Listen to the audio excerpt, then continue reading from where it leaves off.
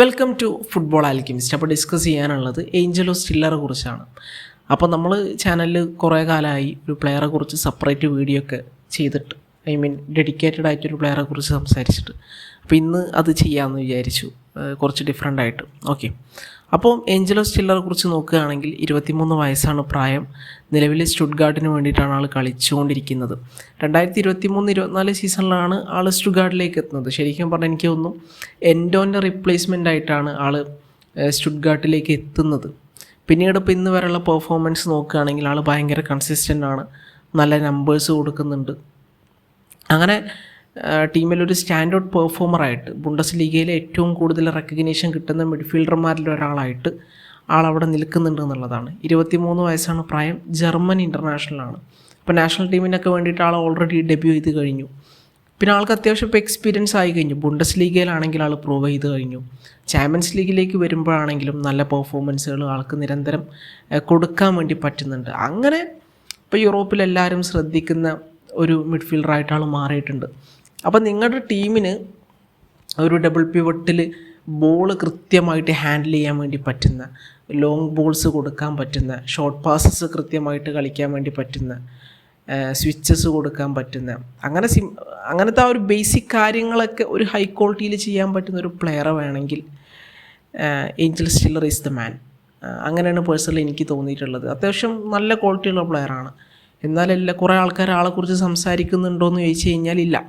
ഇപ്പോൾ നമ്മൾ അണ്ടർ 23 മിഡ്ഫീൽഡേഴ്സിൻ്റെ ഒരു സ്റ്റാറ്റൊക്കെ എടുക്കുകയാണെങ്കിൽ, അതായത് ഏറ്റവും കൂടുതൽ ഫോർവേഡ് പാസസ് കൊടുത്ത അണ്ടർ 23 മിഡ്ഫീൽഡേഴ്സിൻ്റെ ലിസ്റ്റ് എടുക്കുന്ന സമയത്ത് 1ാം സ്ഥാനത്ത് നിൽക്കുന്ന ആളാരാണ്? അത് ഏഞ്ചലോ സ്റ്റില്ലറാണ്. 200-ലേറെ പാസുകൾ ആൾ കൊടുത്തിട്ടുണ്ട്. 2ാം സ്ഥാനത്ത് പെഡ്രിയാണ്. 141 പാസ്സാണ് പെഡ്രി കൊടുത്തിട്ടുള്ളത്. സോ ആ ഡിഫറൻസ് നമുക്ക് കാണാം.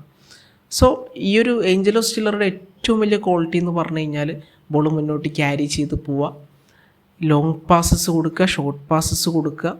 അതൊക്കെ ആൾ നല്ല ഹൈ ക്വാളിറ്റിയിൽ കൊടുക്കുന്ന ആളാണ്. ഇപ്പോൾ ലോങ് പാസിൻ്റെ കണക്കെടുക്കുകയാണെങ്കിൽ പെർ 90 മിനിറ്റ് അദ്ദേഹം 9 ലോങ് പാസസൊക്കെ കൊടുക്കുന്നുണ്ട്. അത് തന്നെ 60% സക്സസ് റേറ്റും ഉണ്ട്. അതാണ് ഇമ്പോർട്ടൻ്റ് ആയിട്ടുള്ളൊരു കാര്യം. പിന്നെ നമ്മൾ ഷോർട്ട് പാസിൻ്റെ കണക്കെടുക്കുകയാണെങ്കിൽ, ടോട്ടലി പാസിങ്ങിൻ്റെ കണക്കെടുക്കുകയാണെങ്കിൽ 90% മുകളിൽ സക്സസ് റേറ്റ് ആൾക്ക് നമുക്ക് കാണാൻ വേണ്ടി പറ്റും. പിന്നെ ആൾ ഈ ഒരു സീസണിൽ ഇതുവരെ 5 അസിസ്റ്റ് കൊടുത്തു കഴിഞ്ഞു. കഴിഞ്ഞൊരു സീസണിൽ 1 ഗോളും 5 അസിസ്റ്റും നേടിക്കഴിഞ്ഞു. സോ അസിസ്റ്റൊക്കെ കൊടുക്കാൻ പറ്റുന്ന തരത്തിലുള്ള പ്ലെയറാണ്. ആൾ മുന്നോട്ട് കയറി ഷോട്ടൊന്നും എടുക്കില്ല, പക്ഷേ ആ ഒരു ഹാഫ് സ്പേസിലേക്കൊക്കെ എത്തിക്കഴിഞ്ഞാൽ നല്ല ബോൾസ് ആൾ മുന്നിലോട്ട് കൊടുക്കാറുണ്ട്. ശരിക്കും പറഞ്ഞു കഴിഞ്ഞാൽ ആൾ ഒരു പ്രോപ്പർ ഡീപ്പ് ലൈൻ പ്ലേ മേക്കറാണ്. ബാക്കിൽ നിന്ന് ബോൾ മുന്നോട്ട് ഇങ്ങനെ സ്പ്രേ ചെയ്തിട്ട് ടീമിൻ്റെ കളിനെ നിയന്ത്രിക്കുന്ന ഒരു മനുഷ്യനാണ് ഏഞ്ചലോ സ്റ്റില്ലർ എന്ന് പറയുന്നത്. അത്യാവശ്യം ഹൈ ക്വാളിറ്റി ഉള്ളൊരു പ്ലെയറാണ്. പിന്നെ ഇപ്പം ലിവർപൂളിനായിട്ട് ലിങ്ക് ചെയ്ത് നമ്മൾ കേട്ടിട്ടുണ്ടായിരുന്നു. അപ്പോൾ ലിവർപൂൾ ഇനിയും ആൾക്ക് വേണ്ടി വരുമെന്നുള്ളത് കണ്ടറിയണം. ലിവർപൂളിന് കുറച്ച് ബുണ്ടസ് ലീഗ ലിങ്ക്സൊക്കെ ഉണ്ട് നമുക്കറിയാലോ.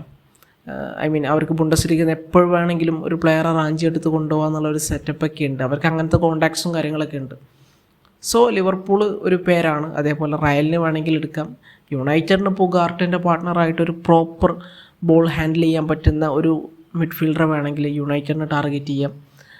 അവിടെ ഓൾറെഡി ബോൾ ഹണ്ടറായിട്ട് ഉഗാർട്ടി ഉണ്ട്. അപ്പോൾ ഉഗാർട്ടിക്കൊരു പെർഫെക്റ്റ് പാർട്ട്ണറൊക്കെ ആവാൻ പറ്റുന്നൊരു പ്ലെയറാണ് ഏഞ്ചലോ സ്റ്റില്ലർ. കാരണം ആൾ അത്രയും ടെക്നിക്കലി സെക്യൂർഡ് ആയിട്ടുള്ള ഒരു പ്ലെയറാണ്.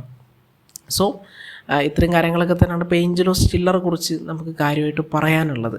പിന്നെ ആളുടെ ഡിഫെൻസീവ് ക്വാളിറ്റീസിനെ കുറിച്ച് നോക്കുന്ന സമയത്ത് ഓക്കെയാണ്.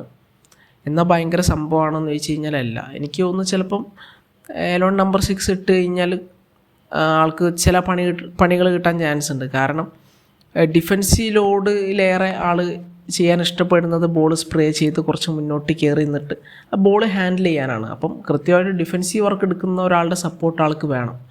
അതായത് ഇപ്പോൾ റയലിൽ വരികയാണെങ്കിൽ ഷൗമേനി ഉണ്ടെങ്കിൽ, ഷൗമേനിക്ക് സ്റ്റില്ലറൊക്കെ കൂടെ ഉണ്ടെങ്കിൽ അതൊരു ലക്ഷറി ആയിരിക്കും. കാരണം ഓൺ ദ ബോൾ പണിയെല്ലാം സ്റ്റില്ലർ എടുക്കുന്ന സമയത്ത് ആൾക്ക് ഡിഫെൻസീവ് പണി കൃത്യമായിട്ട് എടുക്കാൻ വേണ്ടി പറ്റും. അതായത് സ്റ്റില്ലറുടെ സ്ട്രോങ് പോയിൻ്റ് എന്ന് പറയുന്നത് ബോൾ ഹാൻഡിൽ ചെയ്യലാണ്. ഷോമേനിൻ്റെ സ്ട്രോങ് പോയിൻ്റ് എന്ന് പറയുന്നത് ഡിഫൻസിനെ സെക്യൂർഡ് ആക്കലാണ്.